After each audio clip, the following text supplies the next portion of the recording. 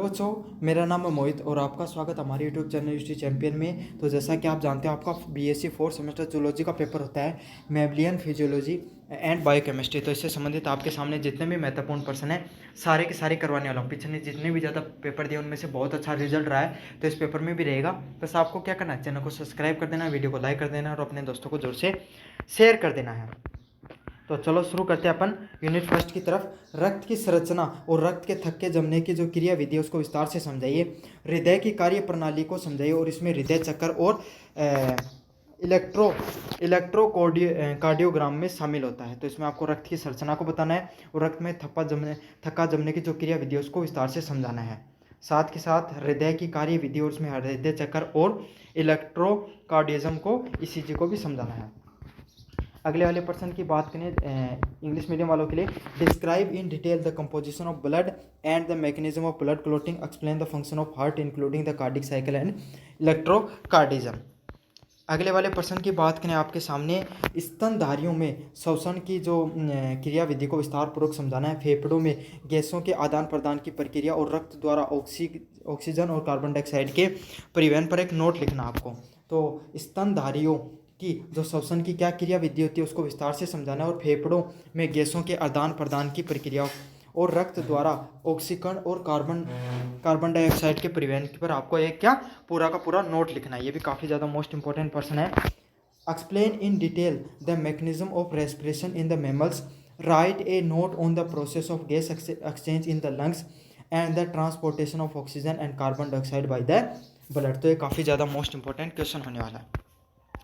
अगले वाले पर्सन की बात करें अपन, डाइजेशन में एंजाइम्स की भूमिका पर आपको चर्चा करनी है। तो आपको जो डाइजेशन में एंजाइम की भूमिका चर्चा करनी है। जल में घुलनशील और वसा में घुलनशील विटामिनों को आपको संक्षिप्त में वर्णन करना है, इसके महत्व को समझाना है। Discuss the role of enzymes in digestion, give a brief description of water and fat soluble vitamins and explain its importance.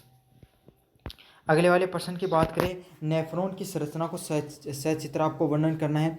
मूत्र निर्माण की शारीरिक क्रिया को विस्तार से समझाना है और एस्ट्रोमोर्गुलेटर्स और ओसोकोंगुलेटर्स के बीच में आपको अंतर स्पष्ट करना है।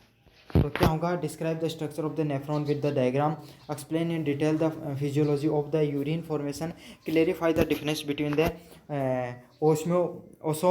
ओस्मोरेगुलेटर्स एंड ओस्मो कॉन्फिगरेशंस।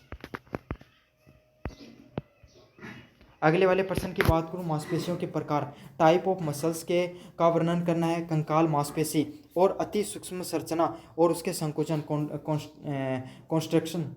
कॉन्ट्रैक्शन के रासायनिक और शारीरिक आधार पर आपको उनकी क्या करनी है, व्याख्या करनी है। तो discuss the type of muscles, explain the ultra structure of skeletal muscles and the chemical and the physiological basis of the contraction.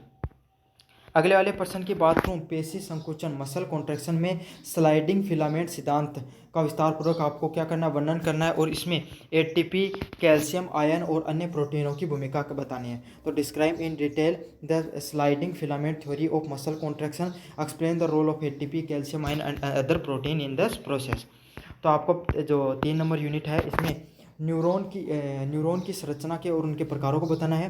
तांत्रिक आवेग के चालन की क्रिया विधि में एक्शन व पोटेंशियल को आपको विस्तार से समझाना है। तो नेफ्रॉन की संरचना और उसके प्रकारों का वर्णन करना है। तांत्रिक आवेग के चालन की क्रिया विधि और एक्शन पोटेंशियल को आपको विस्तार से चीज़ों को समझाना है। अगले वाले पर्सन की बात करें, हार्मोन की क्रिया विधि क्या है। विभिन्न अंतरस्रावी ग्रंथियों जैसे हाइपोथैलेमस, पिट्यूटरी, थायराइड, अविकृत अग्नाशय की संरचना और उनके कार्यों को अच्छे से आपको समझाना है। अगले वाले पर्सन की बात करें, पिट्यूटरी और थायराइड ग्लैंड की संरचना और कार्य से जुड़े विकारों का आपको वर्णन करना है। अंडाशय और वृषण के कार्य और नियमन के आपको क्या करना है, एक नोट लिखना है। तो काफ़ी ज़्यादा मोस्ट इंपॉर्टेंट क्वेश्चन होने वाला है, इसको अच्छे से करना। Describe the structure, function and associate disorder of pituitary and thyroid gland, right A note on the function and regulation of ovary and testis.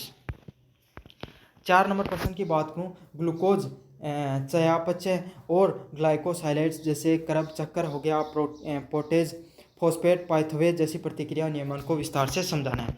Explain in detail the sequence of reaction and regulation of glycolysis, the citric acid cycle and pentose phosphate pathway in glucose metabolism. तो ये वाला प्रश्न भी काफ़ी अच्छा प्रश्न है, इसको भी अच्छे से करके जाना आपको। एंजाइम गतिविधि क्या होता है, माइकेसिन मेटेसिन समीकरण को व्युत्पन्न कीजिए। तो के और के एम वीमेक्स की अवधारणा को आपको बताना है। तो what is the enzyme kinetics, derive the Michaelis Menten equation and explain the concept of K M and Vmax.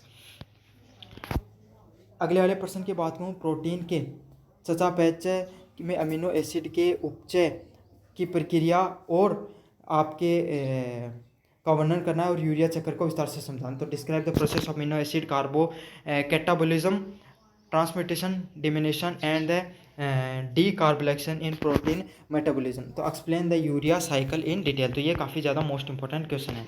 अगले वाले प्रश्न की बात करूं, छोटे वाले प्रश्न, शॉर्ट टाइप क्वेश्चन है। रक्त में थक्का जमने की प्रक्रिया में विटामिन के की क्या भूमिका होती है। काफ़ी अच्छा प्रश्न है। आपको कार्डियक चक्कर के बारे में बताना, ये भी काफ़ी अच्छा प्रश्न है। यूनिट नंबर 2 के बारे में बताऊं, नेफ्रॉन की संरचना पर आपको एक संक्षिप्त वर्णन करना है। Give a brief description of the structure of nephron. Nephron के आपको जो संरचना का क्या स्ट्रक्चर होता है आपको ब्रीफ में उसको समझाना है। अगले वाले प्रश्न की बात करूँ, मांसपेशियों के संकुचन के आवश्यक 2 प्रोटीन मेन का नाम बताएं। Name the 2 main proteins of for the muscles contraction. तो मांसपेशियों के संकुचन के लिए आपको 2 मुख्य प्रोटीन्स को आपको बताना है। तंत्रिका आवेग नर्व इम्पल्स के चालन में एक्शन पोटेंशियल क्या होता है, उसकी भूमिका को समझाना। What is the action role of action potential in the conduction of the nerve impulse. तो नर्व जो आपकी चलती हैं उसके इम्पल्स में आपके सामने एक्शन पोटेंशियल का क्या महत्व होता है, आपको इसके बारे में बताना है। अगला है हाइपोथैलेमस और पिट्यूटरी ग्लैंड के बीच में क्या संबंध होता है। What is the relationship between the hypothalamus and pituitary gland. अब यूनिट नंबर 4 की तरफ बढ़े अपन।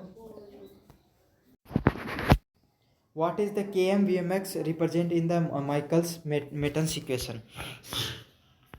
अगला प्रश्न आपके सामने, ग्लाइकोसाइलेट्स को परिभाषित कीजिए, इसके अंतिम उत्पाद का नाम बताइए। तो define the glycosylates and the name its end product. तो ये आपके सामने जितने भी इंपॉर्टेंट क्वेश्चन थे मैंने आपको सारे के सारे बता दिए हैं, जो मेमोरिज्म, फिजियोलॉजी और बायोकेमिस्ट्री से संबंधित। आपको इनको अच्छे से कर लेना है।